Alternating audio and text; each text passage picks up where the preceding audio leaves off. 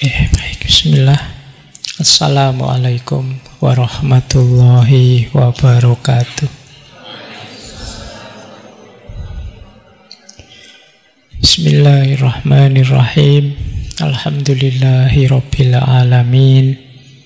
Assalatu wassalamu ala asyrafil anbiya'i wal mursalin Sayyidina wa maulana Muhammadin wa ala alihi wa ashabihi wa man tabi'ahum bi ihsanin ila yaumiddin.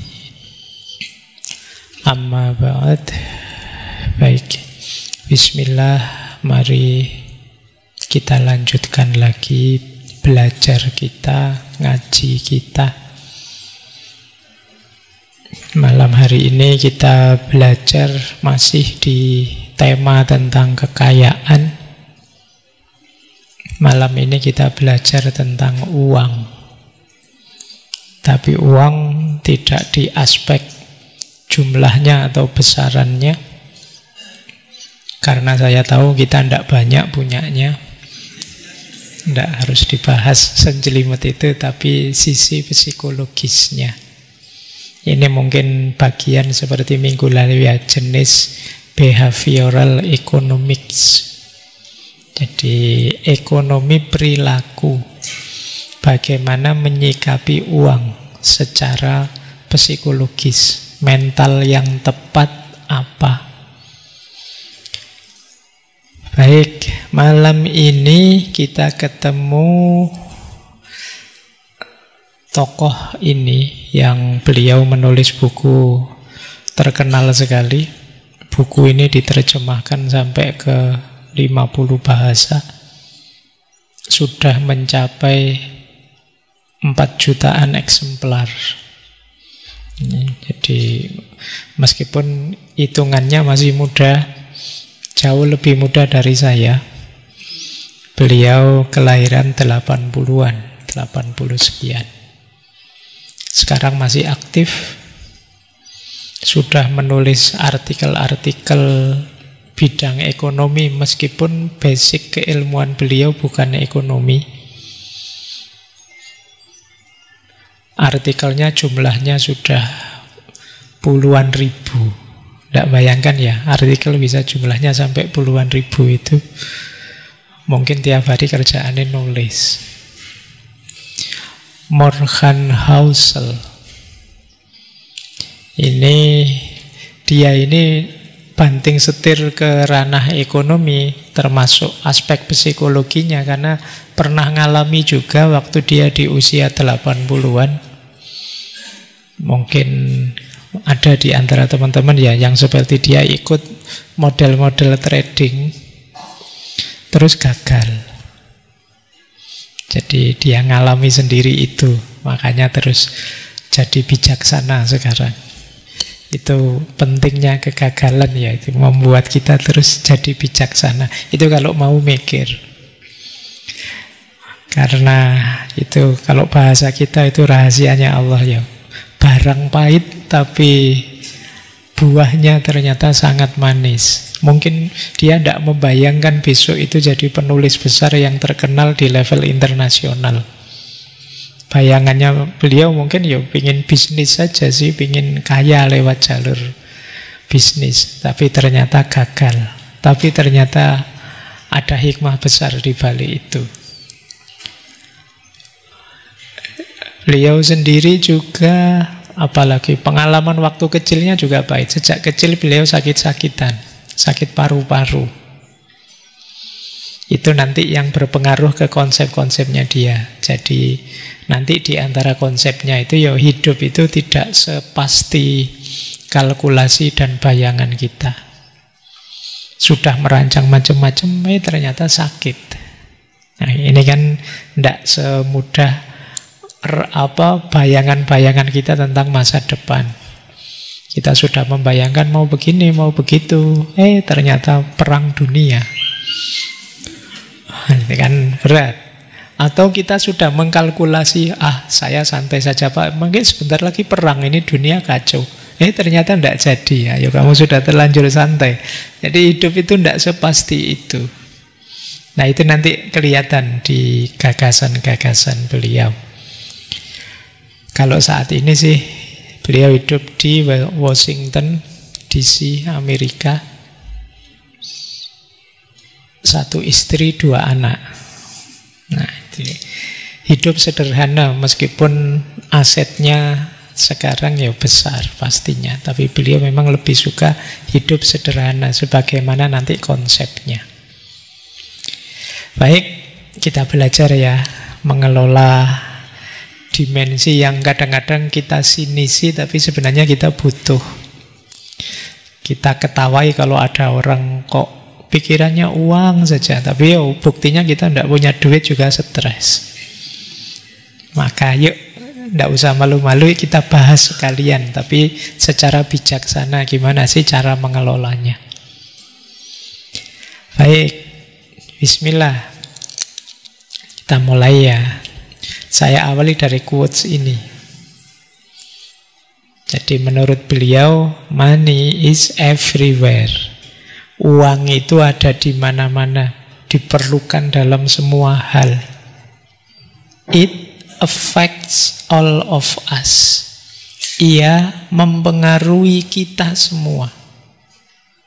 And confuses most of us. Dan membingungkan sebagian besar kita. Ini satu quotes, 3 frase yang masing-masing penting. Yang pertama, money is everywhere. Itu seperti kalimat yang sering kita pakai, semuanya butuh duit. Tidak ada satupun dimensi hidup kita yang tidak berkaitan dengan duit, dengan uang. Dalam hal apapun, pendidikan kah, politik apalagi, bahkan agama pun butuh uang. Ngaji, ya kalian butuh uang kan, kalau tidak ada duit tidak bisa beli bensin, tidak bisa berangkat ke sini. Ya meskipun teman-teman takmir bilangnya gratis, datang saja. Ya emangnya datang ke sininya terbang kan enggak. Saya enggak pakai bensin kan Pak, jalan kaki. Ya kan, kalau capek kan terus minggir beli minum, ya uang. Enggak ada yang tidak uang. Semua aspek hidup kita memerlukan uang. Itu money is everywhere. It affects all of us. Semua kita dipengaruhinya. Kita sadar atau tidak, kita dipengaruhi. Ya mungkin senyummu beda antara dompetnya sedang tebal atau sedang tipis. Gaya ngomongmu juga beda. Moodmu naik turun itu mungkin sebagian besar ya berkaitan dengan ini.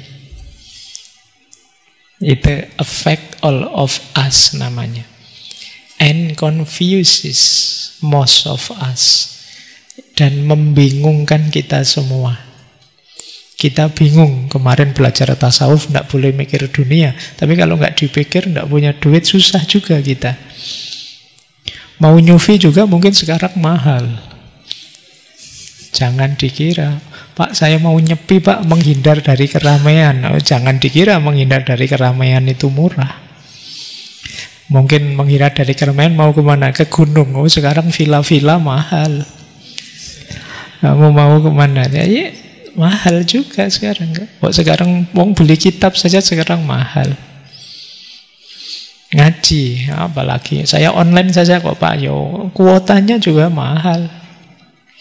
Tidak ada yang tidak perlu uang. Dan terus kita bingung. Terus gimana ya caranya? Maka yo jangan malu-malu, diakui saja. Ya Pak, kita memang perlu uang. Tinggal mengelolanya, porsi dan proporsinya yang tepat, mental kita di hadapan dia yang pas. Kuncinya nanti di situ.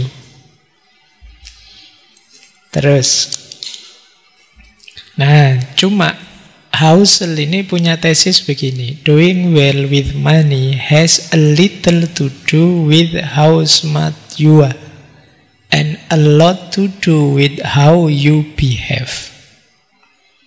Ini agak berbeda dengan Kahneman ya. Minggu lalu banyak ngomong bias kognitif. Tapi malam ini Husserl bilang mengelola uang itu sebenarnya tidak terlalu banyak berhubungan dengan kecerdasan. Lebih banyak berhubungan dengan perilaku. Jadi berhasil atau tidaknya kita mengelola uang dengan baik itu sebenarnya perilaku kita. Bukan how smart. Kalau sekedar kecerdasan kita, mungkin kita cerdasnya luar biasa, tapi tidak selalu ideal teori, ideal konsep yang di kepala kita itu terus kita bisa menerapkannya. Kita tahu kok misalnya nabung itu baik, boros itu jelek. Tapi kan untuk bisa mengendalikan agar kita tidak boros, lebih milih nabung, itu behavior kita yang lebih berpengaruh. Kebiasaan kita, perilaku kita. Kalau sekedar ideal, itu mungkin kepala kita sudah ngerti. Otak kita sudah isinya teori macam-macam banyak. Tapi kenapa sulit diterapkan?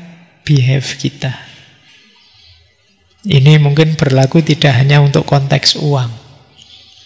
Untuk konteks ilmu mungkin juga begitu. Kita, kenapa sih Pak, saya merasa wawasan saya sudah banyak, sudah luas sekali. Saya hari ini sudah belajar macam-macam. Dari online langsung di kampus. Tapi hidupku kok begini-begini saja. Tidak berubah-berubah. Saya sudah tahu ini baik, ini buruk, ini ideal, ini tidak. Tapi kok mengubahnya, menerapkannya dalam hidup susah. Karena behavior kita. Perilaku kita sehari-hari tidak kompatibel dengan ideal yang ada di kepala. Tidak cocok. Oke, baik. Yo nanti bisa kalian cermati sendiri ya. Kita keseharianku yang tidak cocok dengan idealku apa, itu mesti ketemunya banyak. Maka malam hari ini Husserl mengajarkan kita mengubah mindset, mengubah perilaku di hadapan money, di hadapan uang. Oke, kita lanjutkan. Ini konsep basicnya. Kata Husserl, orang berpikir tentang uang, nilai uang di mata kita, cara ideal mengelola uang yang terbaik menurut setiap orang, itu kata Husserl beda-beda. Karena memang orang berpikir tentang uang itu subjektif. Jadi menurut beliau, orang berpikir tentang uang itu sesuai pengalaman hidupnya masing-masing. Bukan berdasarkan teori atau berdasarkan fakta objektif apa. Pengalaman kita dengan uang itu membentuk sikap kita. Apakah kita jadi orang yang hemat, yang boros, konsumtif, atau pelit, dan lain sebagainya, itu sejarah. Orang yang misalnya tumbuhnya di era krisis ekonomi itu mungkin lebih cenderung takut, lebih cenderung hati-hati membelanjakan uang karena khawatir ada krisis lagi. Tapi orang yang hidupnya di era sejahtera, era ekonomi jaya, itu biasanya lebih berani belanja, berani konsumsi. Ini sikap mental.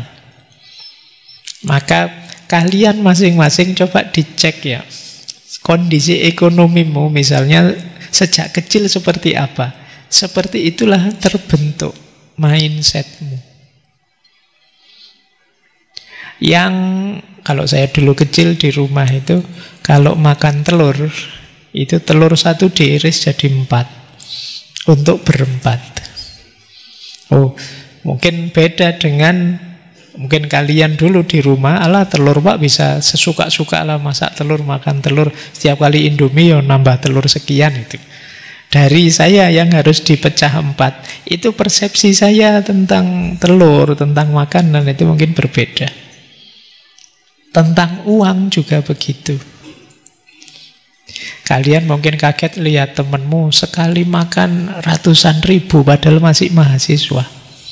Sementara kalian makan bakso 20 ribu mengkerut ke anumu. Mahal ya, bisa begitu. Jadi dari mana sejarah? Masing-masing orang beda. Jadi orang berpikir tentang uang itu subjektif. Maka menurut Husserl tidak ada cara yang benar, yang universal mengelola uang. Yang menurut kita masuk akal mungkin bagi orang lain tidak. Ini maksudnya nanti kita jangan suka menghakimi orang.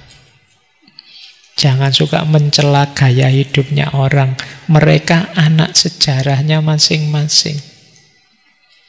Orang yang pernah ketipu apa, itu mungkin dia sangat trauma sehingga tidak mau bisnis itu lagi. Kalian yang mungkin di rumahnya orang tuanya PNS misalnya, itu mungkin pikiranmu terbentuk pekerjaan paling enak, paling ideal itu PNS. Yang orang tuamu TNI apa polisi, itu kemungkinan kamu akan cenderung masuk TNI atau polisi karena kalian melihat orang tuamu. Ini yang disebut sejarah. Ya. Baik.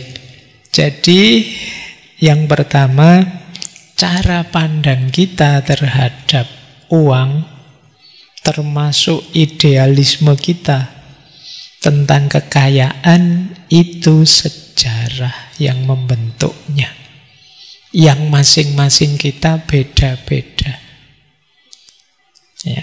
Maka kalian yang punya mindset berbeda dengan temanmu dalam mengelola uang, tidak harus kemudian menganggap yang lain lebih jelek atau yang lain lebih bagus. Masing-masing punya sejarah.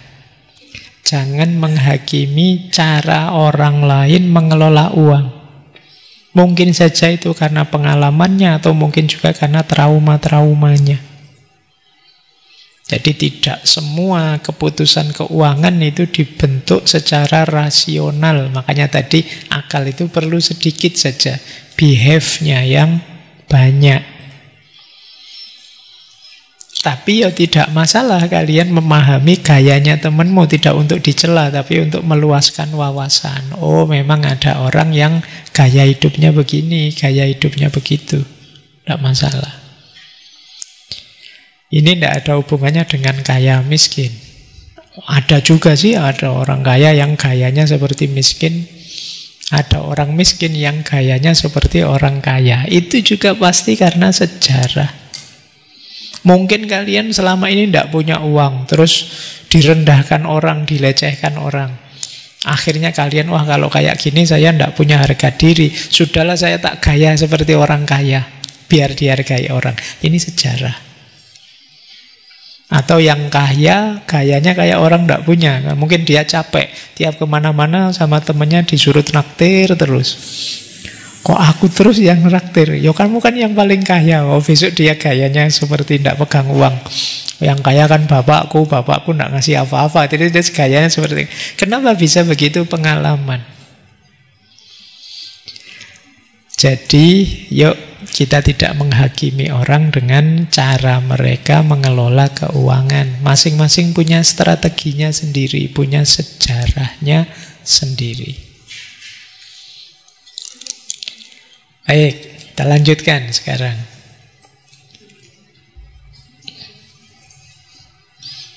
Ini juga dibahas panjang oleh Husserl tentang luck, keberuntungan, dan resiko. Jadi kalau bagian ini sebenarnya dia ingin menjelaskan pada kita mengelola keuangan itu ya tidak sepenuhnya bisa kita kontrol. Ada wilayah-wilayah yang tidak bisa kita kontrol. Kita maunya begini, tapi jatuhnya kok begitu ya. Nah, jadi itu yang harus kita sadari. Jadi ini kesadaran kedua. Kesadaran yang pertama tadi, tiap orang beda-beda. Tiap orang anak sejarahnya masing-masing. Kesadaran kedua, tidak semua hal bisa kita kontrol, termasuk dalam urusan keuangan. Makanya ada luck, ada risk. Luck itu, keberuntungan itu, kita tidak mengarah ke sana tiba-tiba dapat keuntungan. Ini namanya luck. Kebalikannya risk. Kita tidak menginginkan itu tiba-tiba datang. Ini risk. Jadi akan selalu diwarnai dua itu. Ya ada keberuntungan, ada kerugian, efek, resiko. Namanya risk. Jadi luck itu hasil positif dari kejadian yang di luar kendali kita. Kalau risk ini hasil negatif, kejadian di luar kendali kita. Ya ini kalau kita sering yang muslim pakai istilah qadarullah. Dompet saya ketinggalan, Pak. Pesimis saya ini tidak makan mesti. Qadarullah, tiba-tiba ada temen nawari makan, ngejak makan. Lumayan. Ini luck namanya. Atau mungkin sebaliknya. Kita merasa bahwa uangnya cukup. Ternyata begitu tanya harganya berapa itu, ternyata melebihi jumlah yang di dompet. Itu resiko sudah. Tidak terbayangkan ternyata begitu. Atau rencananya makan sendiri di warung, tiba-tiba kok temen yang tidak tahu diri tiba-tiba datang. Ikut makan dong, tidak hanya 1, 3, 4, 5. Itu risk namanya, resiko. Kita tidak membayangkan, ternyata datang. Kalau positif namanya luck. Kalau yang negatif namanya risk. Di antara luck, misalnya kata Husserl, kita lahir di keluarga kaya. Ini luck. Alhamdulillah lumayan punya bapak kaya. Kebalikannya mungkin kalian yang lahir di keluarga yang tidak kaya, yang miskin. Itu risk. Ya nasib ya. Gitu. Jadi ini kok keberuntungan dan resiko. Banyak orang kaya karena memang orang tuanya kaya. Ini mesti ada unsur lucknya. Ya tentu saja dia untung orang tuanya kaya, fasilitasnya lengkap. Atau investasi. Investasi yang tidak diduga-duga tiba-tiba booming, naik. Atau tiba-tiba punya koneksi. Ternyata tidak tahu saya, teman saya SMP dulu, sekarang dia jadi pejabat. Lumayan bisa KKN sekarang. Ini luck, tapi ya dosa. Untung gitu. Ditilang polisi kok tiba-tiba, loh kamu ya? Oh iya gitu ya. Saya kemarin ada ngalami begitu. Pak Faiz ya? Lumayan, tidak jadi. Karena kenal jadi tidak harus ada embel-embelnya. Itu namanya luck, keberuntungan. Kalau risk, resiko. Sudah ancang-ancang mau melakukan apa, investasi apa, pandemi. Sudah disiapkan semua, tinggal di launching, sakit. Sudah. Ini namanya risk. Hidup itu akan selalu ada itunya. Ya mungkin tidak bisa diprediksi, tidak bisa kita kendalikan, tapi ini juga menentukan kesuksesan. Maka kata Husserl, ingat-ingat ya, dalam kesuksesan kita kadang-kadang ada unsur luck-nya. Jangan sesombong itulah. Wong yo tidak sepenuhnya semuanya bisa kita kontrol. Orang lain melakukan hal yang sama toh juga tidak sukses. Kita yang sukses mungkin ada unsur luck-nya. Demikian juga sebaliknya. Kalau ada orang gagal atau kita gagal, tidak harus kemudian kita sepenuhnya menyalahkan diri kita. Aku kok tidak pinter ya, aku kok bodoh banget ya, aku kok tidak harus. Kadang-kadang memang hidup ini ada unsur risk-nya. Ada unsur resikonya. Kita sudah mati-matian merancang, ternyata hal tak terduga terjadi, resiko. Jadi tidak kemudian kita menyalahkan diri kita sepenuhnya. Misalnya kalian sudah belajar mati-matian, waktunya dapat nilai, dosennya sedang stres urusan apa, terus jadi kejam sekali ngasih nilainya. Itu resiko, tidak apa-apalah. Yang nilainya jelek karena dosennya sedang bad mood misalnya. Nah, itu resiko. Kalian kan tidak bisa ngontrol. Nah, hidup itu penuh yang seperti ini. Kadang ada luck, kadang ada risk. Siaplah menghadapi dua-duanya. Tidak semua hal bisa kita kontrol, kita kendalikan. Maka kata Husserl, jangan menganggap semua hasil bagus itu karena kepintaran. Pinter banget ya orang ini bisa sukses, pinter banget ya orang ini bisa menghasilkan ini, menghasilkan itu. Mengapa? Banyak orang sukses itu karena keberuntungan. Yang itu bukan karena rancangannya dia, ya tiba-tiba saja situasinya pas. Ini tadi yang kalau kita yang ngalami itu, maka diingatkan jangan sombong. Kalian suksesmu itu tidak hanya karena dirimu, tapi dibantu oleh situasi, mungkin dibantu oleh kondisi. Kalau kita yang beragama, ya karena diridhoi Allah. Allah tidak meridhoi, tidak jalan. Kemudian juga jangan menganggap semua kegagalan itu karena kebodohan. Banyak orang gagal karena muncul resiko yang tidak bisa dia kontrol. Ini kita juga harus sadar itu. Jadi sampai di prinsip kedua ini kita diingatkan jangan gampang memvonis, jangan gampang ngejudge orang. Kamu kok bodoh banget toh ya? Kamu kok ndak pinter banget toh ya? Wong cuma gitu aja loh. Iya sih, tapi kan ada unsur risk yang tidak terduga. Secara rasional sih cuma gitu, tapi kan situasi tidak terduga itu tidak diprediksi, tiba-tiba muncul. Kalau di buku itu Husserl mencontohkan Bill Gates. Bill Gates ini yang kita kenal ya, kiprahnya di dunia perkomputeran. Itu saat itu dia mendapatkan keberuntungan karena bisa sekolah di salah satu sekolah yang tahun 70-an tapi sudah punya akses ke komputer. Ini menguntungkan Bill Gates sehingga kemudian dia bisa berkiprah di bidang itu. Hal yang sama terjadi dengan temannya. Kalau di situ disebut namanya Ken Evans. Temannya Bill Gates, podo-podo pinter sama-sama cerdasnya luar biasa, tapi terus meninggal karena kecelakaan. Ya kan nasibnya beda.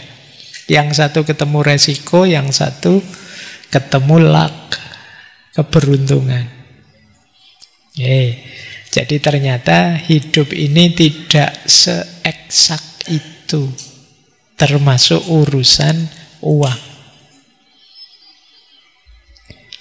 Jadi Husserl bilang beberapa orang terlahir dalam keluarga yang mendukung pendidikan, yang lain sebaliknya.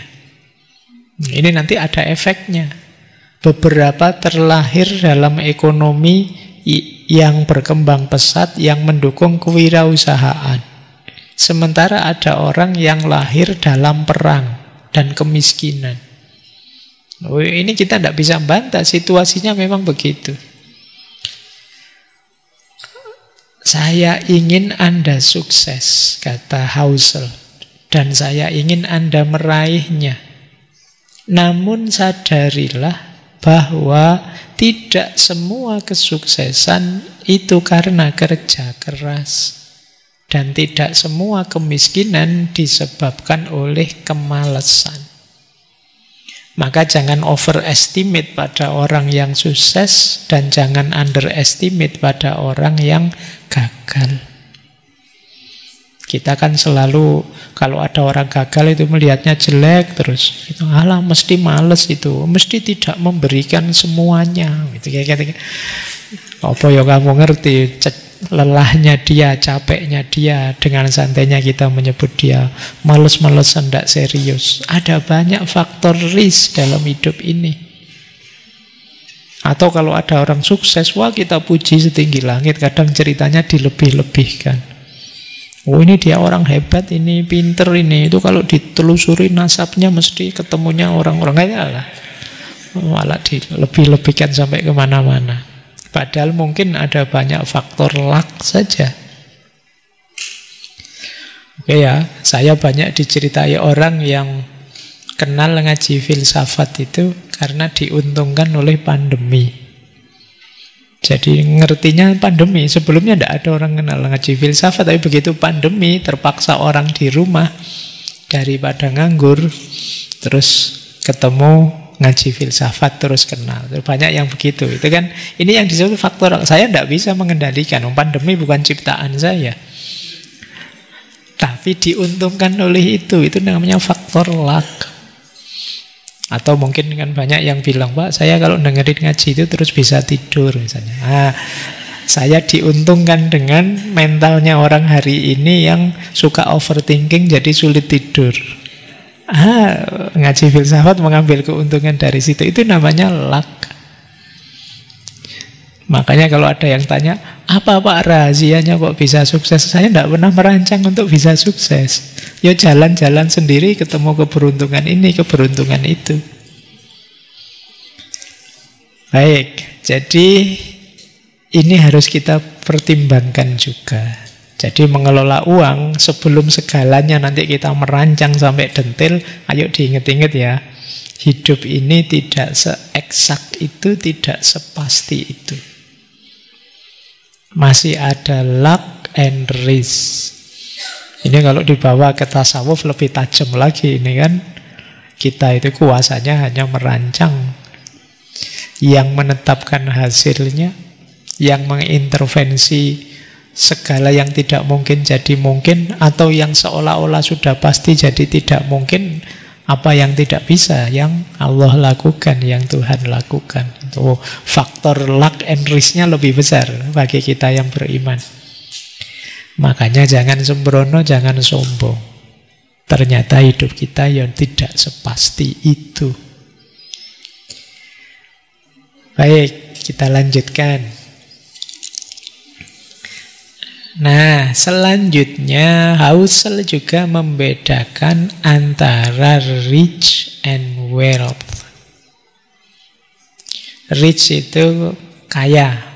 Sebenarnya maknanya sama, cuma wealth itu orang sering menerjemahnya kekayaan. Kata Husserl, you can be wealthy and not rich. You can be rich and not wealthy. Ini kalau diterjemah letter bisa engkau bisa kaya tapi sebenarnya tidak kaya. Bisa juga tidak kaya tapi sebenarnya kaya. Itu bulatnya. Tapi sebenarnya maksudnya beda. Kita sering menganggap sama. Rich itu kaya, itu kekayaan yang tampak, uang yang tampak. Kalau wealth itu uang yang tidak terlihat. Kalau uangnya saya simpen di tabungan itu wealth. Tapi begitu saya belikan HP itu rich. Ya. Sudah dalam wujud laptop Pak, itu rich. Tapi ini aset Pak saya simpen, siapa tahu nanti saya ada kebutuhan ya saya pakai. Itu wealth. Ini tidak sama. Kata Husserl, kekayaan yang sejati itu bukan yang kita pamerkan. Justru yang kita simpan.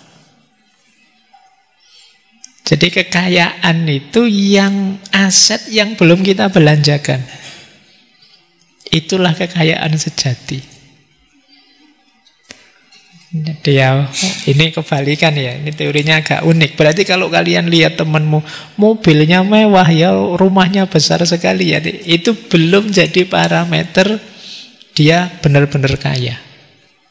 Bisa saja mobilnya mewah, rumahnya besar, tapi utangnya juga banyak. Tidak bisa jadi ukuran. Kayak bisa saja tiap hari gonta-ganti mobil, ternyata supir taksi misalnya. Itu kan Pak, kelihatannya dari luarnya kan, kalau sekedar itu mirip seperti itu. Jadi orang sering menyamakan kekayaan itu dengan barang yang diperlihatkan, mobil, rumah, jam tangan mewah. Padahal itu menunjukkan bukan kekayaan yang dimiliki, tapi kekayaan yang telah hilang dibelanjakan. Itu kan hasil konsumsi semua. Apa yang dipamerkan itu menunjukkan konsumsi, tidak menunjukkan simpanan kita. Bisa saja orang yang barangnya mewah semua, tapi sebenarnya dia tiap hari di WA sama pinjol, debt collector ngejar-ngejar, bisa saja begitu.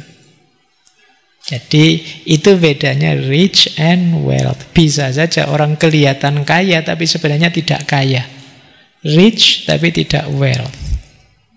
Ini kita ingat-ingat ya. Oh, ini menenteramkan kita yang tidak punya barang mewah.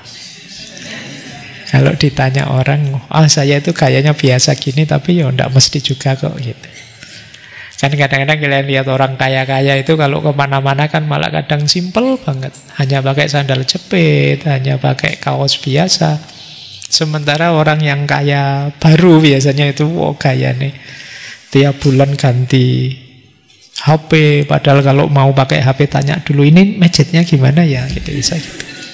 Terus bisa gonta-ganti mobil, pakai baju mewah, mewah. Itu rich. Tapi belum kaya yang sejati. Kaya yang sejati itu wealth. Simpenan saya banyak. Saya sih hidup sederhana Pak, tapi memang saya banyak nabung untuk masa depan. Tidak apa-apa lah, sekarang tirakat sebentar, tapi ini orang kaya. Jadi semakin lama simpenannya numpuk, ini orang kaya. Maka kalian jangan kaget, tiba-tiba ya ada orang cuma jualan mie ayam bisa naik haji. Kok banyak ya uangnya? Ya banyak, tidak dipamerkan pada kalian. Dia simpen itu jadi aset, terus bisa daftar haji. Padahal mungkin tiap hari hanya nyimpen uang 50 ditabung sekian puluh tahun bisa naik haji. Kalian yang mungkin income-nya besar-besar tidak bisa-bisa naik haji karena ya itu tadi, kalian kesusu ingin membelanjakannya, kesusu ingin menjadikannya konsumsi. Baik, jadi sekarang kita tahu bedanya kaya dan kaya. Kaya yang sejati dan kaya yang cuma pameran saja. Baik. Nah, konsepnya sama sekarang. Perlu juga, kata Husserl, kita membedakan antara getting wealthy dengan staying wealthy.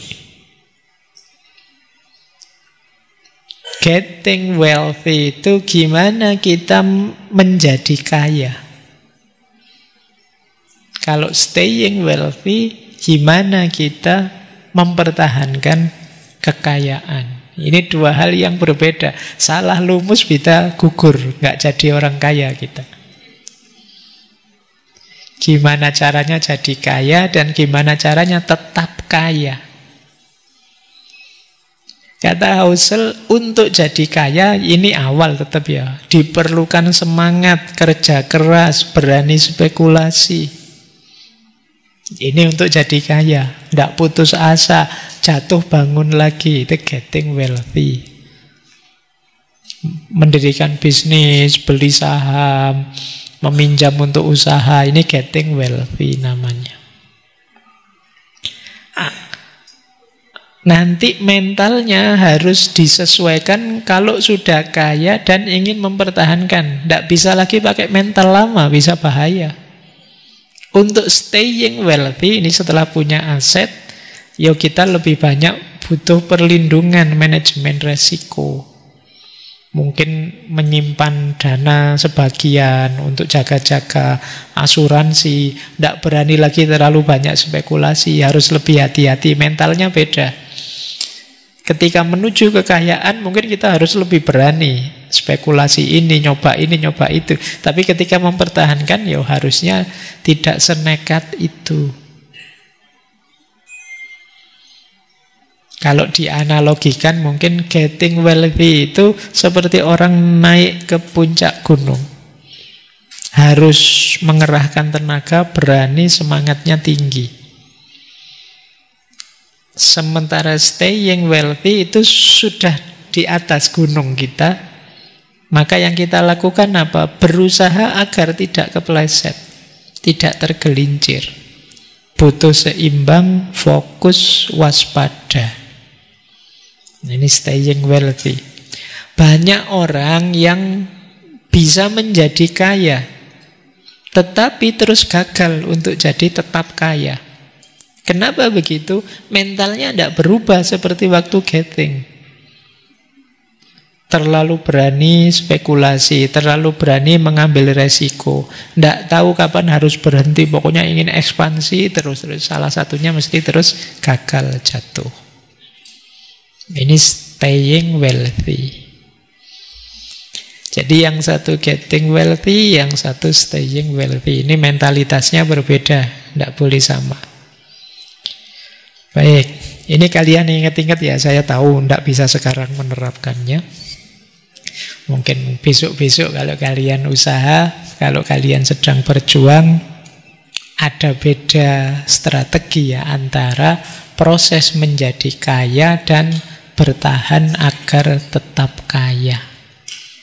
Cuma kekayaan yang hakiki ya, bukan kekayaan yang sekedar untuk dipamerkan, yang rich tadi. Ini pentingnya dulu kita punya konsep hidup yang sederhana saja, yang minimalis saja. Biar apa? Biar kekayaan kita, kekayaannya sejati. Tidak sekedar kekayaan untuk dipamerkan. Sekarang kan banyak kita belanja hal-hal yang sebenarnya kita tidak butuh, hanya untuk pamer saja sih. Mungkin ada yang pegang HP lebih dari 3, kalau kemana-mana dijajar-jajar gitu. Kemudian ada yang ganti mobil tiap tahun, ganti laptop terus-terusan. Ini kemungkinan dia orang kaya tapi jenis rich, bukan yang wealthy. Baik, kita lanjutkan. Ya, itu mental kaya berarti penting. Sekarang lanjutannya, hal mentality terhadap kekayaan yang lain. Ada konsep dalam bukunya Housel itu, istilah beliau seduction of pessimism. Yang kontrasnya adalah rational optimism. Godaan untuk pesimis melawan optimisme yang rasional. Di antara yang membuat kita sulit kaya, kalau bahasa sederhananya itu tidak dapat banyak uang, banyak di antara kita yang lebih memilih pesimis. Jadi makanya istilahnya seduction. Seduktif itu godaan. Kita digoda untuk pesimis. Ya karena pikiran kita itu biasanya kan suka mengarah-mengarah yang nanti kalau gini gimana, kalau gitu gimana. Biasanya jatuhnya terus pesimis. Jadi kita tidak berani. Kenapa sih pesimis itu kok rasanya begitu menggoda? Kata kalau di Housel ada beberapa alasannya sih. Yang pertama, karena biasanya orang itu kalau sudah pesimis itu kelihatannya kayak serius banget. Iya ya, ini bisa saja gagal. Kalau begini nanti saya bisa rugi sekian, bisa itu kelihatan orang yang mikir, orang ngeritik itu kan biasanya nyari sisi negatifnya. Itu kan jenis pesimis itu rasanya lebih mantep daripada orang yang bilang, udahlah bismillah mulai sajalah, tidak tahu besok apa gitu. Itu kita rasanya kurang dalam. Orang yang pesimis itu rasanya lebih dalam. Bismillah ya, nanti Indonesia 2045 emas generasinya. Tapi kita, ala emas gimana? Coba dilihat yang sekarang. Diajak pesimis itu lebih gampang. Emas gimana Pak? Mungkin ya lebih cemas Pak. Faktanya coba dilihat. Nah, terus kamu cari semua fakta yang menggiringmu untuk pesimis. Ini biasanya sering-sering kerjaannya orang pinter. Pertimbangannya banyak, akhirnya tidak melakukan apa-apa. Mikirnya ketahuan. Jadi itulah kenapa kadang saya bilang orang itu kalau usianya sudah tinggi, tambah dewasa, tambah pinter, itu biasanya terus kalau diajak nikah susah. Pertimbangannya banyak. Nanti kalau begini bisa enggak ya? Bisa enggak ya saya membahagiakan istri? Bisa enggak ya saya pokoknya pikirannya panjang, beradaptasi dengan keluarga. Akhirnya enggak jadi-jadi nikah. Ketahuan mikirnya. Nah ini sama sindrom sedaktif pesimisme itu. Orang itu cenderung mikir negatif-negatif saja. Rasanya kalau sudah ngomong jeleknya itu rasanya sudah mantep kita. Kadang-kadang sudah rapat, sudah hampir disepakati, terus muncul orang pinternya, coba dipertimbangkan lagi ya. Wah, itu susah wis. Akhirnya bubar semua, malah tidak jalan sudah. Nanti dalam ekonomi juga begitu. Mungkin nanti sebagian kalian akan mengalami ini. Pingin sifat investasi, tapi nanti kalau rugi gimana Pak? Kalau ditipu orang gimana Pak? Kalau tiba-tiba terjadi krisis gimana Pak? Pikiranmu macam-macam. Terus akhirnya ya tidak jadi. Terus uangnya habis buat beri pulsa sama kuota. Jadi kenapa pesimisme itu menggoda? Ya karena rasanya lebih serius. Menunjukkan kita lebih hati-hati. Lebih mudah menarik perhatian. Berita pun biasanya yang dicari kan yang jenis pesimis ini. Yang tidak pesimis tidak jadi berita. Coba dicek. Berita tentang krisis ekonomi, pasar yang hancur, resesi, itu tetap jadi berita. Dibandingkan berita tentang peluang, inovasi, pertumbuhan, itu tidak ada. Ya kan kita ada itu istilah bad news, good news. Berita peristiwa yang jelek itu ya jadi berita yang bagus. Ini mental pesimisme. Lawannya rasional optimism. Optimis tapi rasional. Tidak kok ngarang saja, menghayal, ngelamun saja. Optimis sih, tapi ya perhitungan. Ya tahu hidup ini nanti ada gejolak, ada masalah, ada problem, dunia yang banyak masalah biasa. Tetap dihadapi. Jadi ya tetaplah kalau ada calon nikah saja. Nanti kalau ada masalah ini, masalah itu ya dilihat besok lah, dijalani saja. Nah, ini namanya optimis rasionalisme. Kita sering pesimis dibandingkan optimis biasanya. Kalau saya bilang kalian semua besok adalah calon konglomerat itu, dari mana jalannya Pak? Saya itu, kamu tidak percaya diri sudah. Kamu lebih milih optimis, lebih milih pesimis. Padahal apa salahnya kalau memang kamu ingin berwirausaha sendiri sejak sekarang menegaskan dirimu bahwa besok saya pasti sukses Pak. Saya pasti konglomerat sudah. Tapi kan wong kalau bahasa kita ini kan namanya mimpi. Lah kalau bermimpi saja tidak berani, gimana kamu mau bisa sukses? Ya. Nah, pikiran kita juga biasanya lebih tertarik untuk pesimis. Ini secara bias seperti minggu lalu loh. Ada istilah loss aversion. Loss aversion itu kerugian itu rasanya lebih besar daripada keuntungan. Kita nemu uang 100.000 dengan kehilangan uang 100.000 itu jauh lebih memberati pikiran kita kehilangan 100.000. Ini namanya loss aversion. Jadi kerugian itu rasanya lebih menarik perhatian kita, lebih membebani pikiran kita. Contohnya, tiba-tiba disepakati, yuk daripada ngaji terus, bulan depan kita jalan-jalan yuk bareng-bareng kemana gitu. Healing lah, masuk ngaji terus. Oke siap Pak, seneng Pak. Begitu di belakang, tapi bayar sendiri-sendiri ya gitu. Mulai kamu kan mengkerut. Karena ogah rugi. Kamu mulai ngitung, sebentar Pak, bayarnya berapa dulu Pak. Karena kerugian itu lebih jadi perhatianmu daripada keuntungan. Ini namanya loss aversion. Ini tabiatnya pikiran sudah. Makanya kalian kalau yang ingin propaganda, ingin merayu atau bikin iklan, perhatikan hal yang mengesankan kerugian itu sama sekali jangan ditampilkan. Karena orang itu lebih melihat kerugiannya daripada keuntungannya. Jadi coba ya kalian misalnya ada obat apa, itu kan biasanya kalian fokus efek sampingnya apa ini ya. Itu duluan yang kamu lihat. Karena apa? Khawatir rugi. Nah, ini yang dalam logika disebut loss aversion.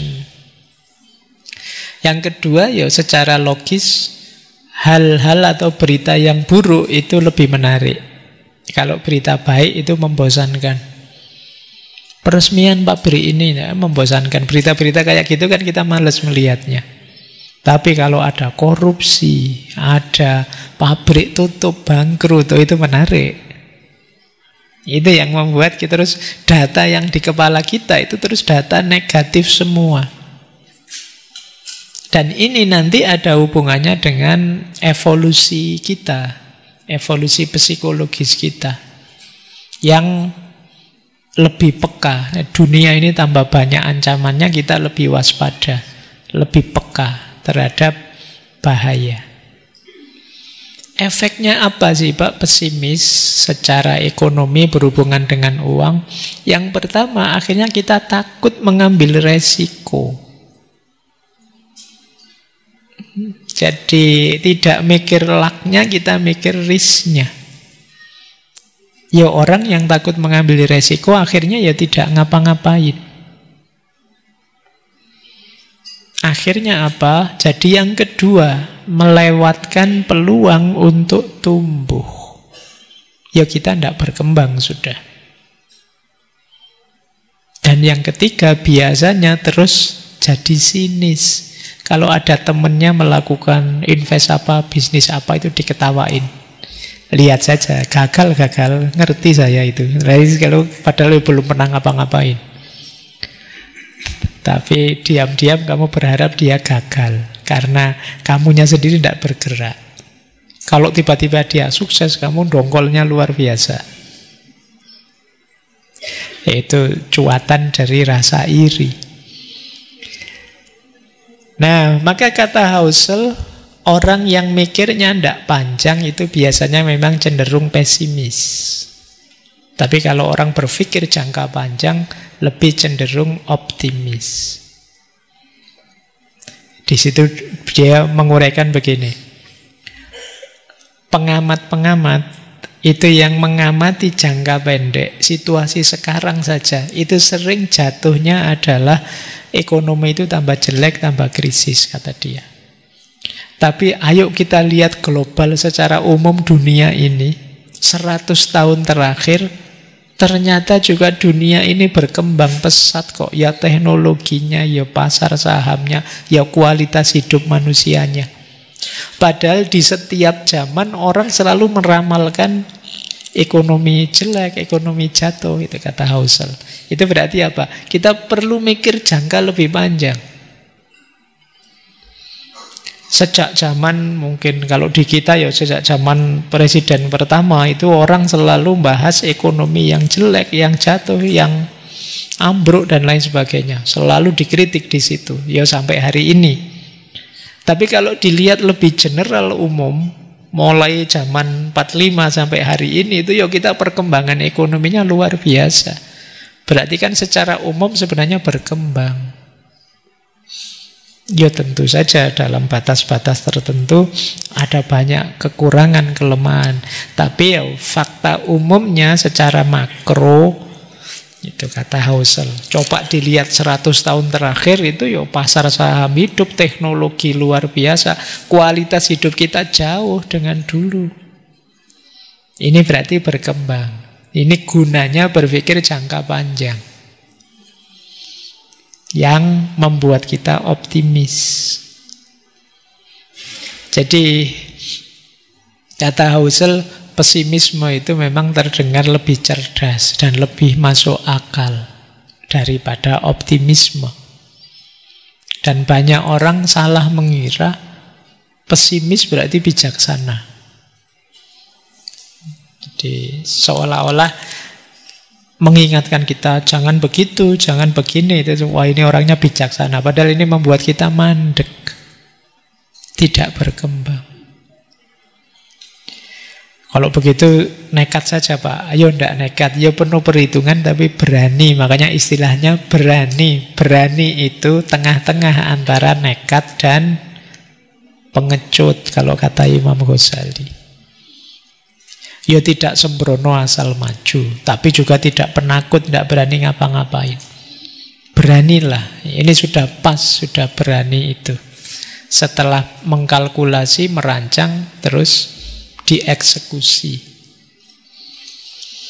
Makanya dalam ilmu etika Islam, berani itu bagian dari akhlak yang terpuji. Jadi bagian dari akhlak yang mahmudah. Dan dia menyimbolkan titik tengah. Jadi kalau teorinya Imam Ghazali, Ibnu Miskaweh, ini kan melanjutkan Aristoteles sebenarnya, bahwa yang baik itu yang tengah-tengah. Tidak berlebihan, tidak kekurangan. Sama seperti kita mengalokasikan uang itu, ya jangan sembrono, namanya nekat. Tapi juga jangan pengecut. Tidak berani ngapa-ngapain karena khawatir gagal.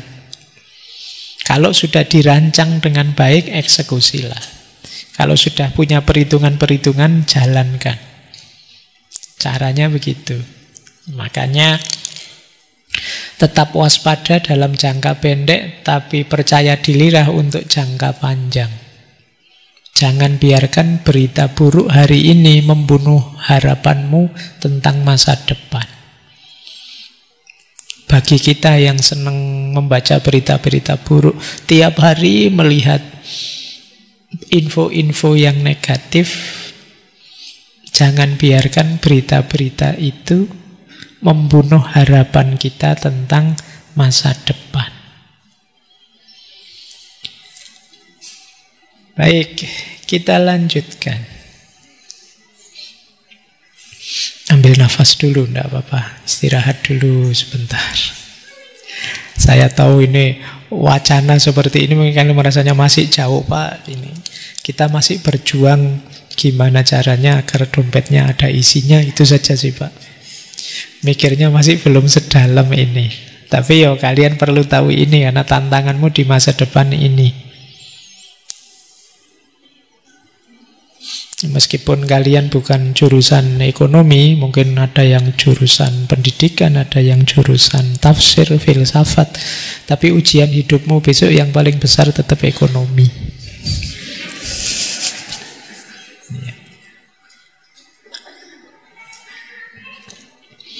Oke, baik.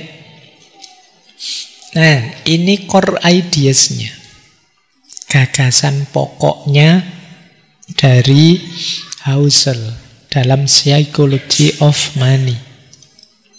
Apa itu?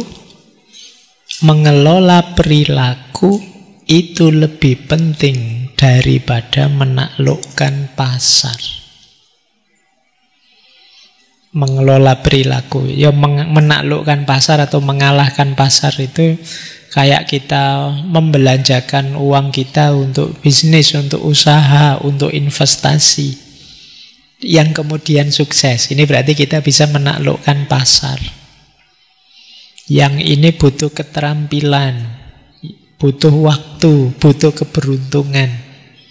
Ini upaya menaklukkan pasar.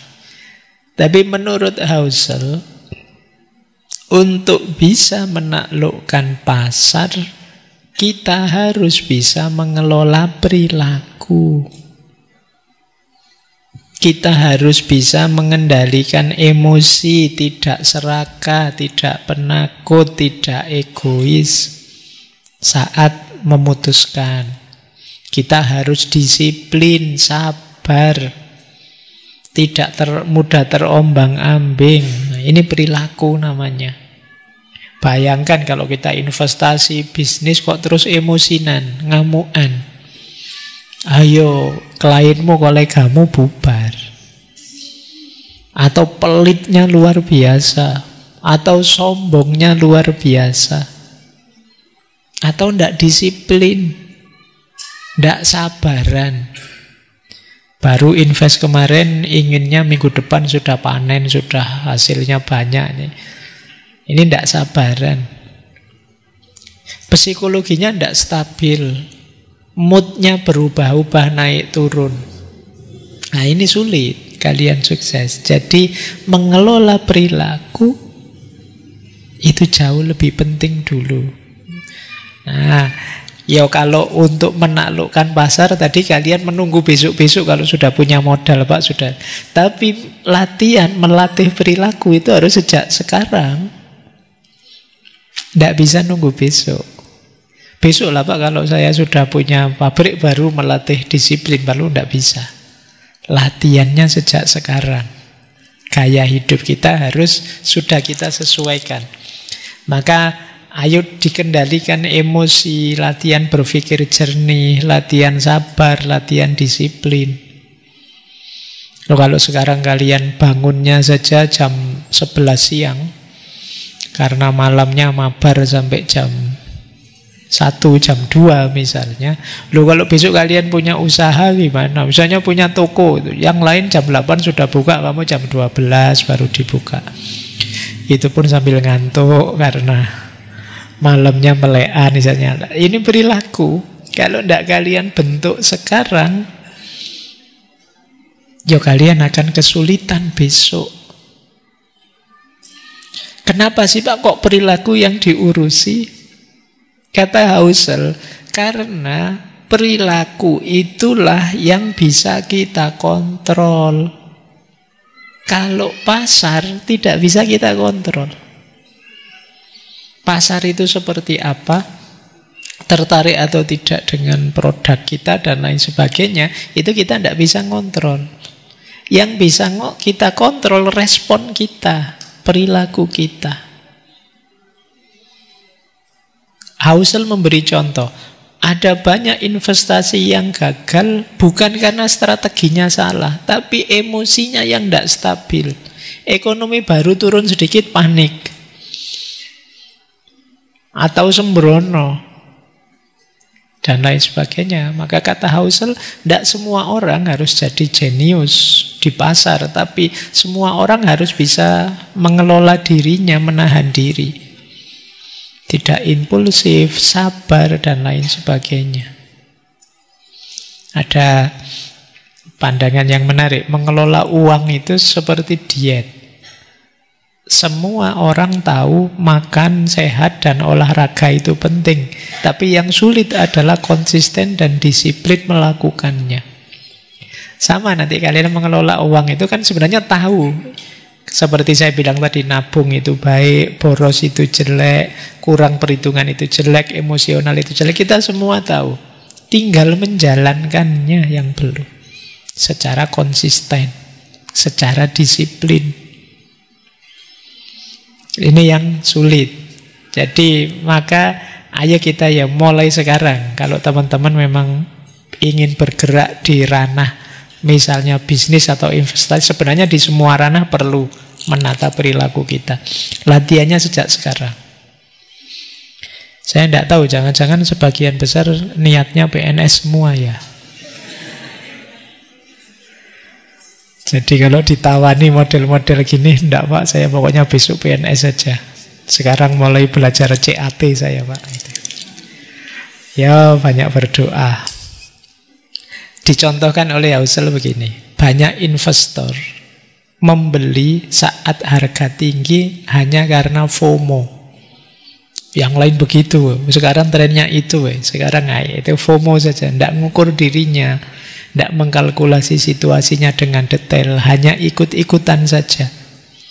Atau tiba-tiba banyak orang menjual saat harga turun karena panik. Waduh, sebentar lagi perang ini, tiba-tiba dijual semua asetnya. Padahal mungkin sebentar lagi perjanjian damai, terus terlanjur dijual. Ini perlu ketahanan mental yang semacam ini. Itulah yang dimaksud oleh Husserl bahwa mengelola perilaku itu lebih penting daripada menaklukkan pasar. Ini sejak awal memang mengarahkan, ayo perilaku kita tata. Tidak sekedar kecerdasan kita, tapi kemampuan kita mengontrol diri, mengarahkan diri. Oke. Nah, ini juga, kalau ini mungkin penting untuk kita, tidak nunggu besok. Kata Husserl, cukup itu lebih penting daripada lebih. Ini menarik ya kalimatnya. Lebih itu tidak pernah selesai. Sedangkan cukup itu membawa ketenangan. Jadi menyadari bahwa kita sudah cukup. Ini jadi kuncinya bahagia, kuncinya damai, kuncinya kebebasan finansial. Jadi ngerti kapan harus berhenti, itu yang dimaksud cukup. Banyak orang usaha mentang-mentang sedikit sukses terus dibablaskan. Wah kalau gitu buka ini lagi, buka itu lagi. Terus hancur gara-gara salah satu lininya. Ini karena lupa dengan cukup. Mengejar yang lebih itu kadang-kadang bisa menghancurkan kalau kita tidak hati-hati. Oh kalau ini sangat Quranik kalau ini.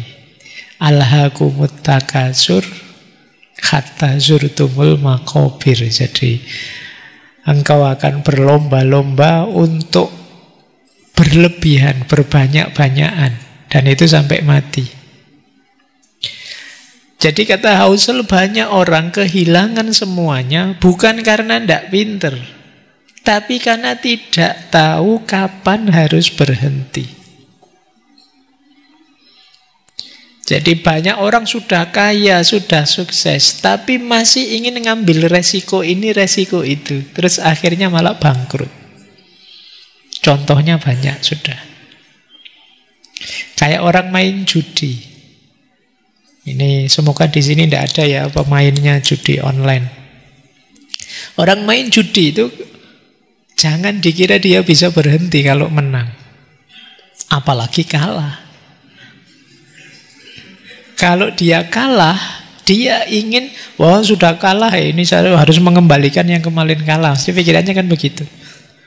Seandainya toh terus menang, yang tadi hilang bisa kembali lagi. Mesti dia tidak mau berhenti. Lanjut siapa tahu menang lagi kan jadinya untung. Jadi akhirnya orang yang kecanduan judi itu dia tidak menemukan titik di mana dia harus berhenti. Karena ketika rugi dia ingin mengembalikan kerugian itu, dan ketika menang dia ingin menang lebih banyak. Jadi dua-duanya tidak ada berhentinya. Kadang orang bisnis juga begitu, mengelola keuangan juga begitu. Tidak tahu kapan harus berhenti. Ya karena memang ambisinya tidak ada putusnya. Ini yang harus jadi pengingat teman-teman besok ya. Jadi ngerti cukup itu lebih penting daripada lebih. lebih. Pak, kalau begitu kita tidak boleh maju, tidak boleh berambisi lagi, tidak boleh. Tidak boleh, tapi harus diingat, kalau kita tidak kenal batas, justru keinginan kita untuk maju, ambisi kita untuk maju, itu bisa merusak yang sudah kita capai, yang sudah kita peroleh. Jadi cukup lebih penting daripada lebih. Ya cukup itu setiap orang standarnya beda-beda ya. Kita sendiri yang tahu cukup itu kapan. Cukup ini urusan mental kata Husserl, bukan urusan angka.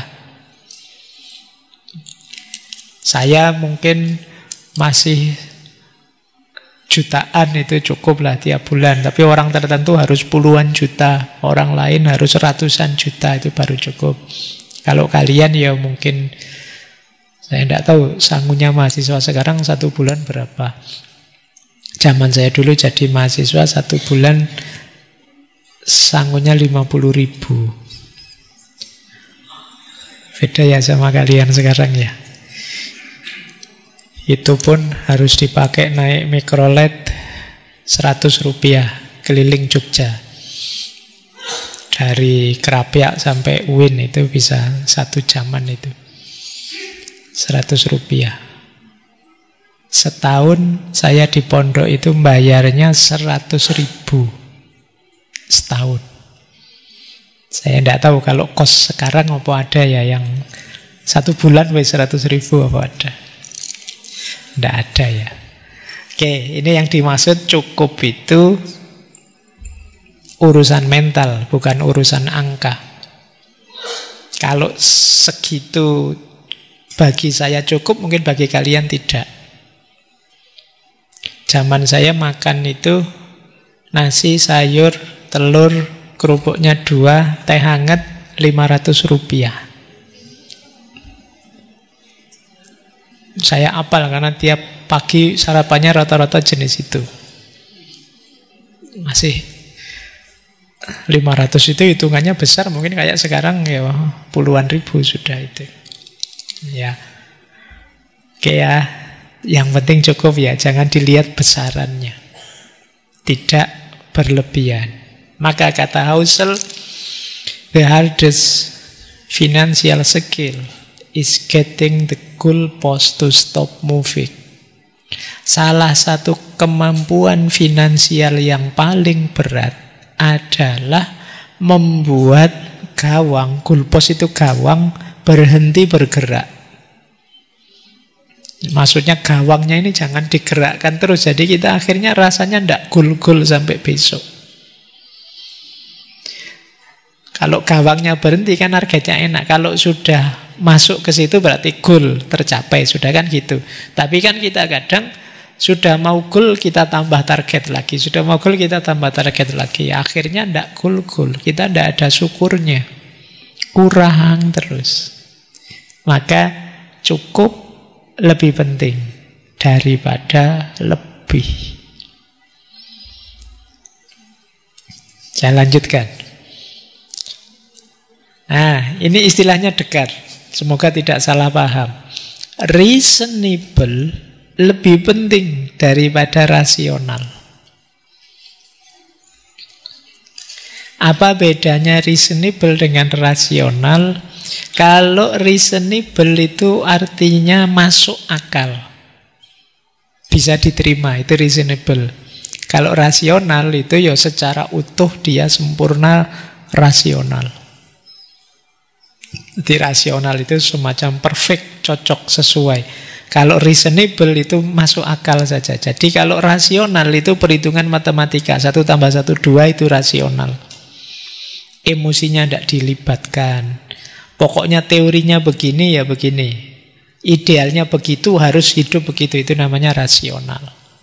Kita kadang punya standar-standar, pokoknya harus pas dengan standar ini. Ini namanya hidup rasional, mengikuti pola. Tapi kan hidup tidak sekaku itu. Ada reasonable. Kalau reasonable itu masuk akal lah, bisa diterima. Kalau ini tidak sekedar kaku mengikuti teori, konsep, ideal, tapi mempertimbangkan kehidupan nyata, mempertimbangkan emosi, nilai-nilai, tujuan pribadi. Reasonable itu lebih realistis.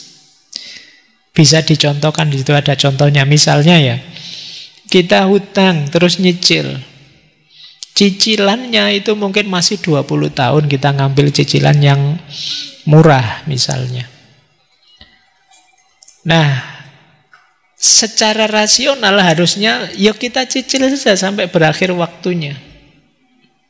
Itu lebih masuk akal. Kita tidak terlalu banyak menghabiskan uang, ya pelan-pelan saja, masih lama kita nikmati dulu. Rasionalnya kan begitu. Tapi kadang-kadang, Pak, tapi kalau saya masih punya hutang itu ganjel ya Pak, harusnya sudahlah tak lunasi saja. Ini secara matematika mungkin kita rugi. Tapi secara emosi, karena itu lebih membuat kita tenang, mental kita bebas, ya kita milih itu saja, tidak apa-apalah. Meskipun tadi pagi belinya terus sorenya tak lunasi, padahal harusnya itu dicicil sekian bulan, sudah apa-apa wis, mumpung ada uangnya. Demi apa? Kenyamanan. Nah, ini reasonable, meskipun tidak rasional. Ya, ini bedanya rasional dengan reasonable. Ya, misalnya kalian punya pasangan, punya pacar itu. Kalian sendiri kalau makan mungkin harganya puluhan ribu saja, tapi begitu sama pacar mau bisa ratusan ribu. Itu secara rasional, kamu tidak masuk akal, kok gitu sih kamu. Mbok yo beli yang sama seperti kamu saja. Kalau dia kan harus bisa menerimamu apa adanya. Terus kamu jawabnya, tidak begitu Pak. Kalau dia gondok, kalau dia marah, wah saya lebih tidak tenang lagi hidup saya. Biarlah dia senang, dia gembira gitu. Balas dendamnya besok kalau jadi. Nah, misalnya ini namanya reasonable. Kadang-kadang misalnya kita mengelola keuangan kita, itu rasanya kok tidak rasional sih begitu. Tapi kita mengejarnya tidak sekedar matematikanya untung atau rugi.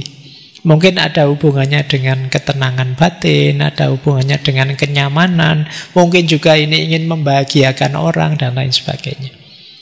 Jadi pertimbangan keuangan itu ya tidak selalu matematika. Untung dan rugi. Tapi ada banyak pertimbangan yang lain.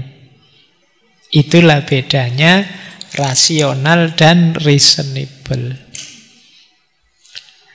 Kemasukakalan dan rasionalitas.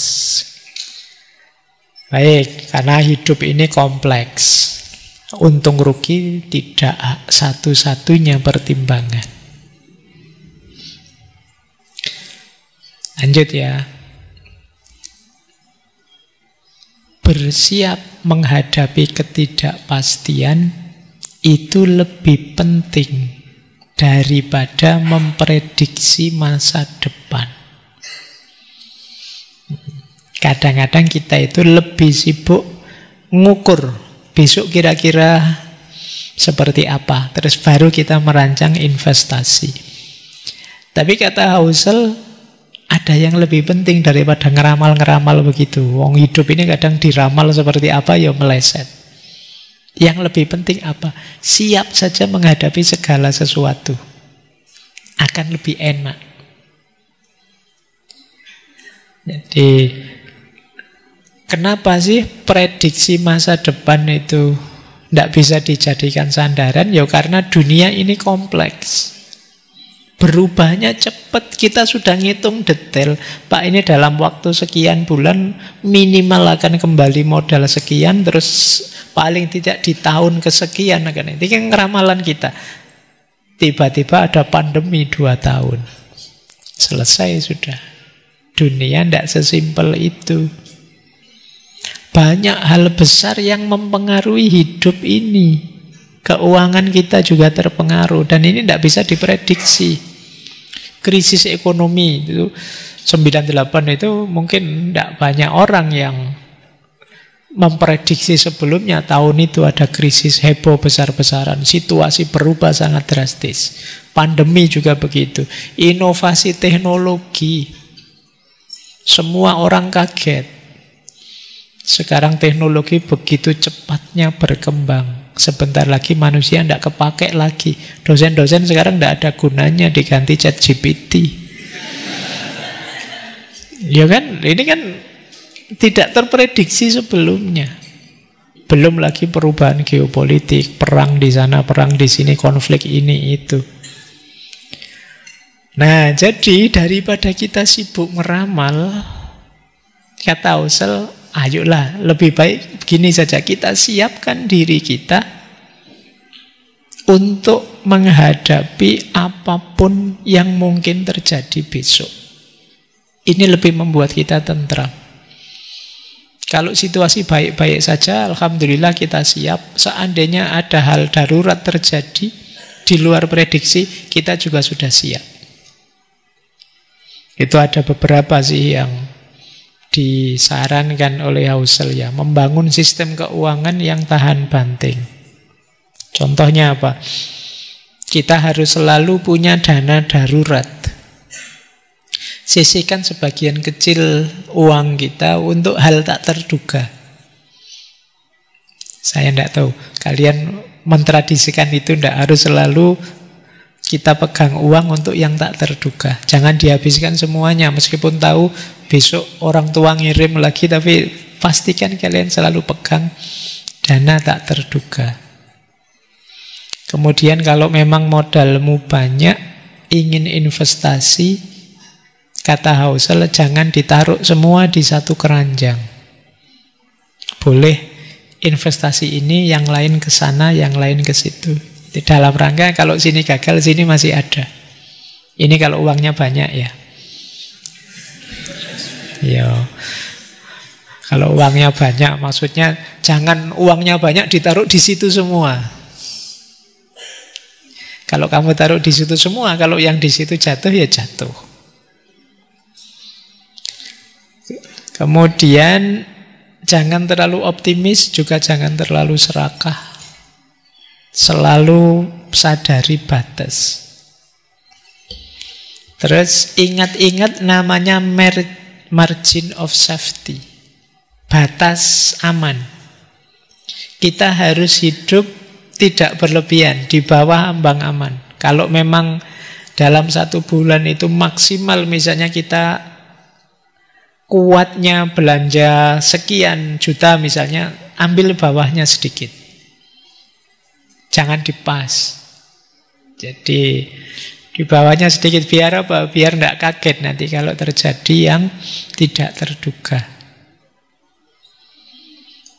Kata Husserl, tujuan utamanya bukan kok kita jadi benar setiap saat, tapi bagaimana caranya kita tetap hidup dan stabil saat kita salah.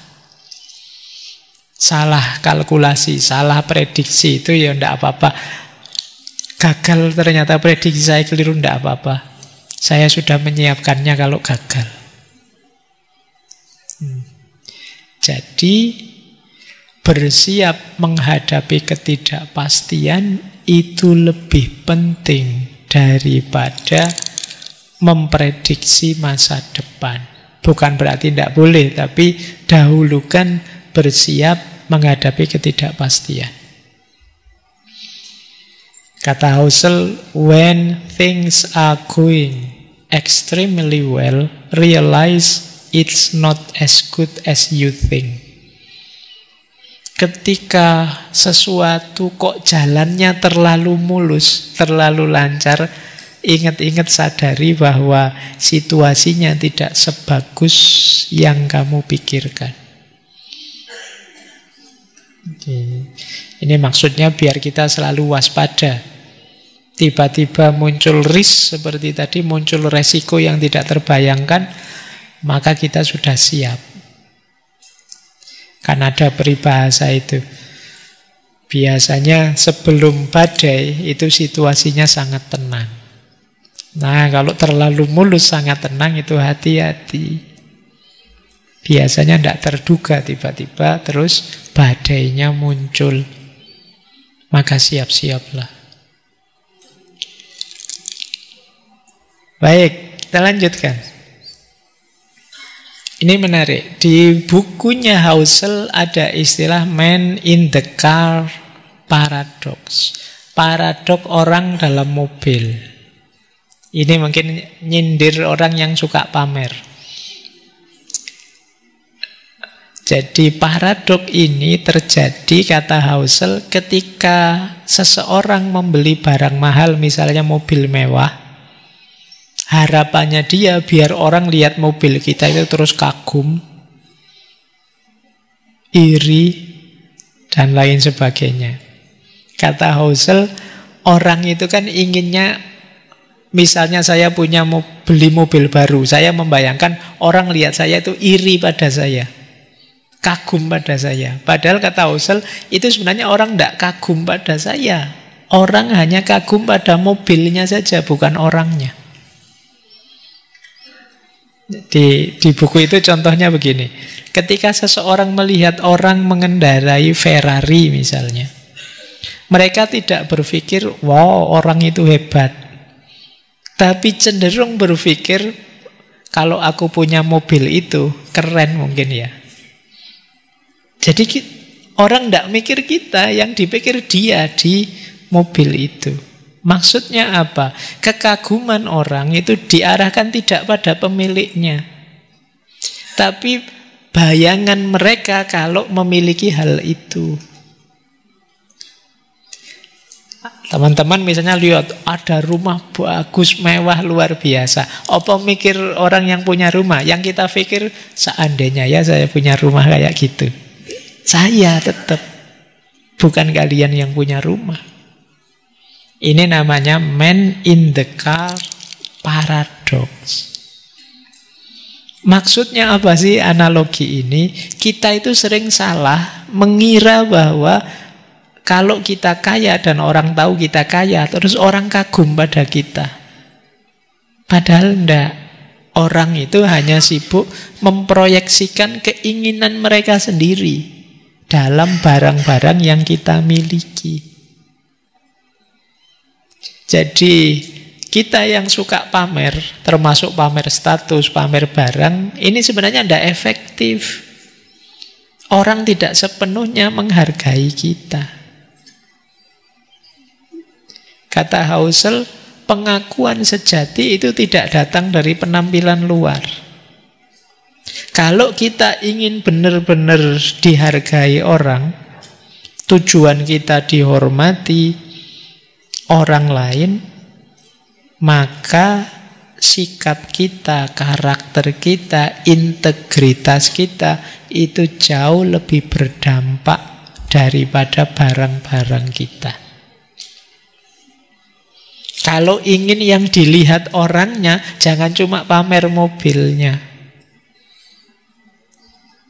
Yuk jadi orang baik, coba yuk naik mobil saya bareng-bareng, yuk jalan-jalan, itu baru orangnya dilihat. Tapi kalau hanya pamer saja, enggak. Orang hanya memproyeksikan, membayangkan keinginannya pada barang kita. Apakah itu mobil, apakah itu rumah, bahkan mungkin apakah itu pasangan misalnya. Jadi jangan dikira orang melihat kita, ya kalau memang kalian mamerkan pasanganmu, yang dilihat pasangannya. Seandainya ya pasangan saya kayak gitu, itu mikirnya ke situ mesti. Jadi pamer itu tidak efektif untuk kita memancing penghormatan, penghargaan orang lain. Kalau ingin penghormatan, penghargaan orang lain, bukan pamer yang harus kita lakukan, tapi kebaikan, integritas, sikap dan karakter dan lain sebagainya. Jadi nanti ingat-ingatlah man in the car paradox. Paradok orang di dalam mobil. Oke. Kita lihat sekarang finalnya. Semua konsep-konsep tadi yang dijelaskan pada akhirnya apa sih tujuannya pengelolaan uang dengan baik tadi? Menurut Husserl, tujuan akhir uang adalah memberi kebebasan kita. Ini sering terbalik. Kita sering sebaliknya, justru dibelenggu oleh uang. Orang kaya yang sejati itu dia dibebaskan oleh uangnya. Kalau kita jadi takut begini, takut itu, takut uang kita berkurang, ini belum kaya yang sejati. Orang yang sukses mengelola uangnya itu adalah orang yang dibebaskan oleh uang. Gambarannya seperti ini, kata Husserl. Uang itu paling bernilai bukan karena kita bisa membeli mobil, membeli rumah atau kemewahan. Tapi dengan banyak uang kita bisa memiliki diri kita, ngatur waktu kita suka-suka. Itu orang sukses namanya.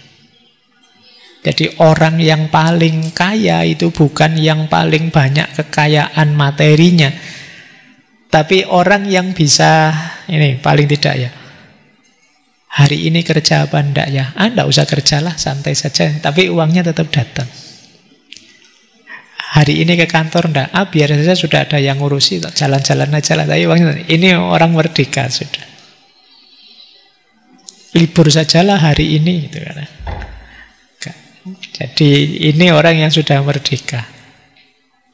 Termasuk menolak hal yang tidak cocok dengan nilai hidupku.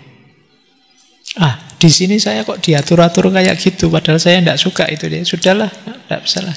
Nah, ini merdeka. Di sini kok tidak boleh ngerokok, padahal saya suka ngerokok. Kalau gitu saya keluar saja. Nah, itu kalau berani begini kalian merdeka. Orang kaya itu orang yang bisa mengatur waktunya sendiri, mengendalikan dirinya sendiri. Jadi dia bebas, apa keinginannya dia wujudkan. Banyak orang, kata Husserl, mengejar uang, tapi terus dia terikat dengan pekerjaannya, stres, dikejar-kejar keinginan konsumtif ini, konsumtif itu. Dan ini masalah, kata Husserl. Ternyata uang malah membelenggu kita. Oleh karena itu, ayo kita menjadikan uang sebagai jalan kebebasan. Caranya bagaimana? Itu di situ antara lain di buku itu disebutkan, misalnya yang pertama, gaya hidup kita ayo sesuai kemampuan saja. Keinginannya jangan aneh-aneh dan tahu kapan berhenti. Ini membuat kita terbebaskan. Kalau kita punya keinginan banyak yang aneh-aneh, biasanya terus dikejar-kejar target ini, target itu. Kita tidak bisa menikmati uang bahkan. Yang kedua, punya dana darurat, kata Husserl. Apapun yang terjadi, bahkan mungkin sampai di PHK lah, tidak punya ini, tidak punya itu. Tapi ketika kita punya dana darurat, kita masih aman. Tidak apa-apalah, ini prinsip. Kalau saya tidak boleh itu, ya sudah saya keluar, tidak apa-apa. Masih bisa survive, saya masih punya dana darurat. Ini membuat kita bebas. Kemudian yang ketiga, uang agar bisa jadi jalan kebebasan kita, mari menghindari perbandingan sosial yang tidak sehat. Yang membuat kita tadi terburu-buru, stres, dikejar pekerjaan ini itu, biasanya karena kita membanding dengan yang lain. Ingin sesukses dia, ingin sekaya mereka, ingin punya ini itu seperti dia. Itu membanding. Akhirnya gaya hidup kita tidak sesuai kemampuan. Akhirnya kita terbelenggu. Nah, ayo mulai pinter membaca diri kita ya, memahami diri kita. Terus yang terakhir, kata Husserl, jangan korbankan seluruh hidup kita hanya untuk uang. Kenapa? Karena kita hidup sekali dan waktu tidak bisa diulang kembali. Jangan sampai terlalu fokus ngejar uang, lupa menikmati uang, lupa menikmati hidup. Tidak bisa senyum, tidak bisa ketawa, tidak punya teman lagi, tidak dekat sama keluarga karena sibuk ngejar uang terus. Ini kerugian besar. Iya, uang itu penting tapi tidak segalanya. Nah, ini penting diingat-ingat biar uang punya fungsi membebaskan. Jadi kata Husserl akhirnya apa? The highest form of wealth is the ability to wake up every morning and say, I can do whatever I want to do. Bentuk tertinggi kekayaan adalah kemampuan kita ketika bangun setiap pagi mengatakan, aku bisa melakukan apapun yang ingin aku lakukan. Oh, ini berarti kita sudah di puncaknya orang kaya sudah. Kalau masih saya pingin ini tapi kok tidak bisa, saya pingin itu tapi kok tidak mungkin, itu belum kaya. Sebanyak apapun yang kita miliki, kata Husserl. Orang kaya itu ya, aku pingin apa saja bisa. Itu alternatifnya dua sebenarnya. Kita punya segalanya sehingga ingin apa saja bisa kita lakukan. Yang kedua, kita bisa mengontrol, mengendalikan keinginan kita. Sehingga yang kita inginkan ya yang dalam jangkauan kemampuan kita. Nah, jadi ayo latihan ini ya. Latihan jadi orang kaya sekarang pun bisa. Caranya apa? Kontrol keinginanmu. Jadi inginkanlah hal-hal yang mungkin diinginkan oleh diri kita, yang mungkin dipenuhi oleh diri kita sekarang. Kita akan jadi orang paling kaya. Jadi I can do whatever I want to do. Ya, nah dilengkapi lagi di quote selanjutnya. Independent to me doesn't mean you will stop working. It means you only do the work you like, with people you like, at the times you want, for as long as you want. Kemandirian bagi saya, kata Husserl, bukan berarti engkau berhenti bekerja. Tetapi itu berarti engkau hanya melakukan pekerjaan yang kau sukai, bersama orang yang engkau sukai juga, pada waktu yang engkau inginkan, dan selama engkau inginkan. Jadi sederhananya, kitalah yang mengendalikan diri kita. Itulah nanti yang jadi parameter kita mandiri beneran apa tidak. Kenapa? Kok kita bekerja di pekerjaan yang tidak kita sukai, ya itu namanya tidak mandiri. Dekat orang yang kita benci tapi kita tidak mau menjauh, tidak mau keluar, ya sama, kita belum mandiri. Waktunya kita tidak cocok juga, tidak suka dengan timingnya, juga lamanya, durasinya kita tidak bisa ngatur, ya sebenarnya kita masih belum mandiri. Mandiri itu kita melakukan apapun ya mau kita. Durasinya sepanjang apa suka-suka kita. Nah ini, cuma ya ini kalau kita jadi pegawai susah kayak gini ya. Kamu mau ndak mau itu sudah. Kalian harus lebih mandiri, tidak jadi pegawainya orang. Oke, ada beberapa quotes yang saya bawa. Kali ini menarik. Spending money to show people how much money you have is the fastest way to have less money.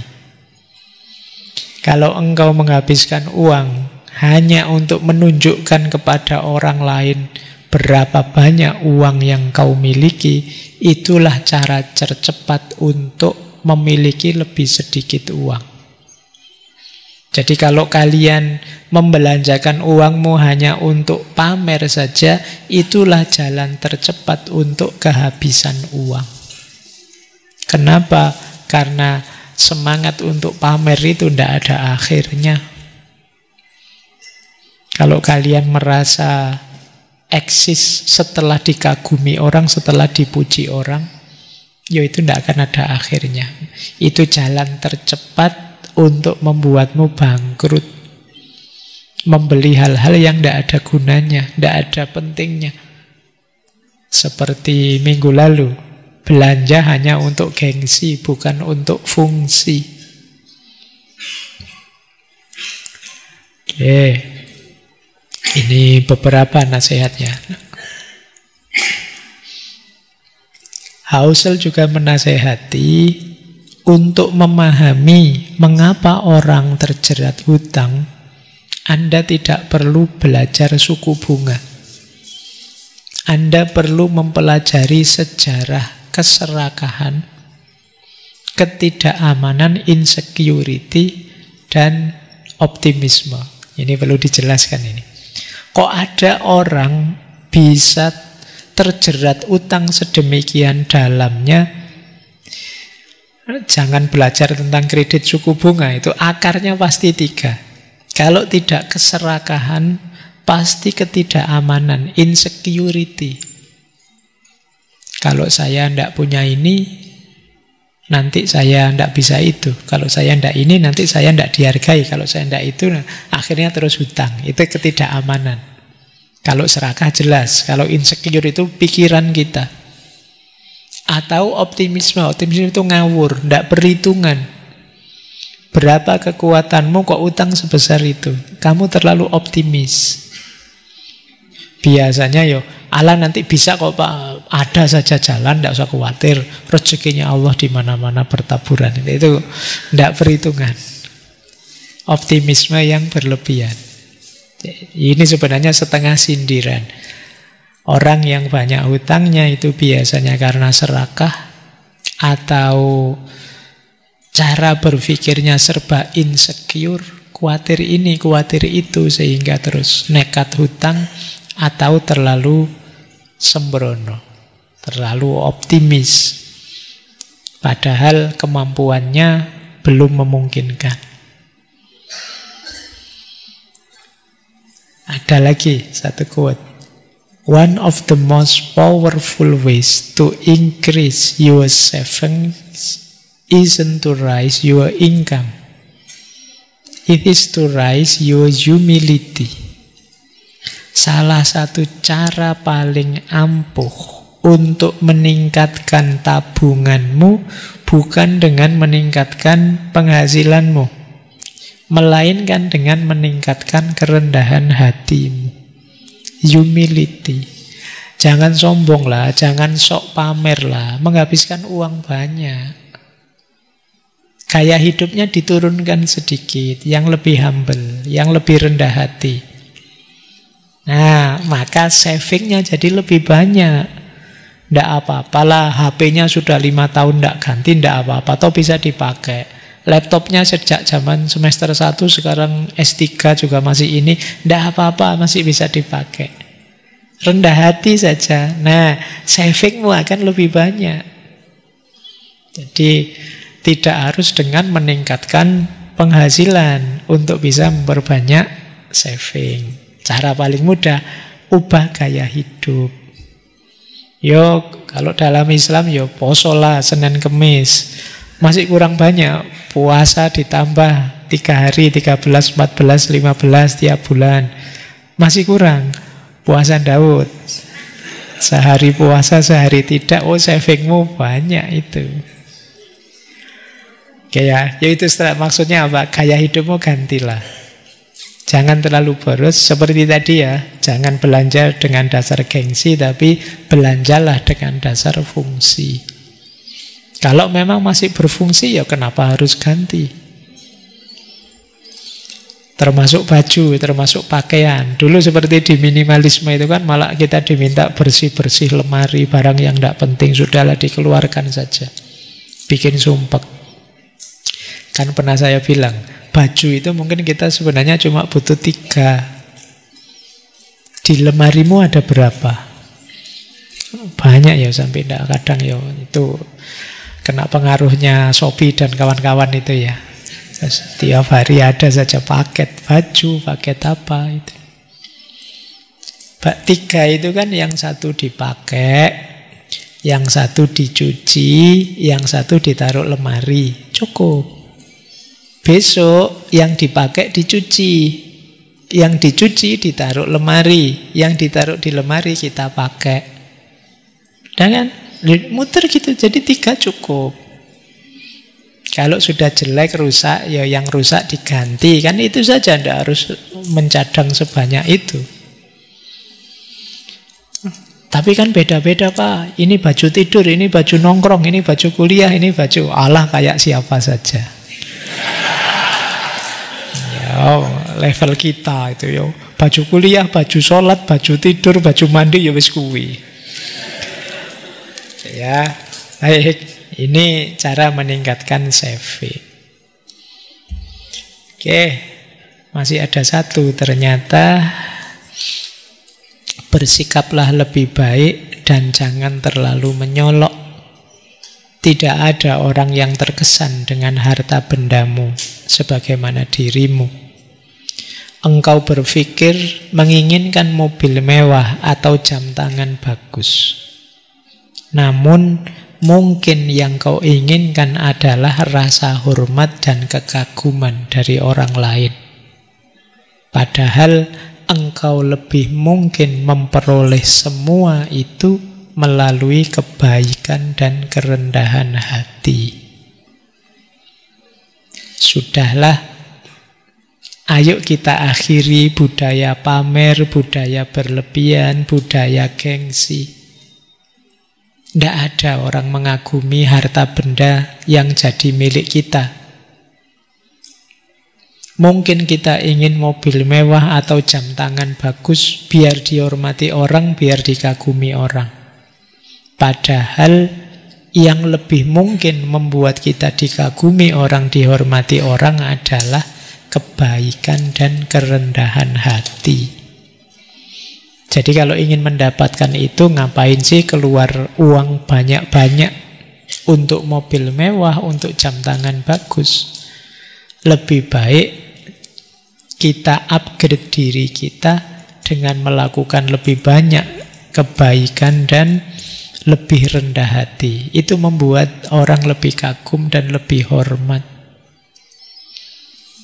Ya ini untuk bahan refleksi kita ya. Karena kita kadang-kadang melupakan ini. Mungkin karena terpengaruh budaya-budaya flexing, terpengaruh peradaban yang hari ini lebih narsis dan lain sebagainya. Saatnya kita mulai introspeksi lebih dalam. Baik, saya kira itu ya untuk malam hari ini. Materi tentang psikologi uang. Untuk lebih lengkapnya boleh dicari bukunya. Bukunya juga sudah lama kelihatannya, sudah diterjemah. Insya Allah minggu depan kita lanjutkan di sesi terakhir. Ketemu Align the Button. Saya akhiri sekian dulu untuk malam hari ini. Kurang lebihnya mohon maaf. Wallahul muwaffiq. Wallahu a'lamu bissawab. Wassalamualaikum warahmatullahi wabarakatuh.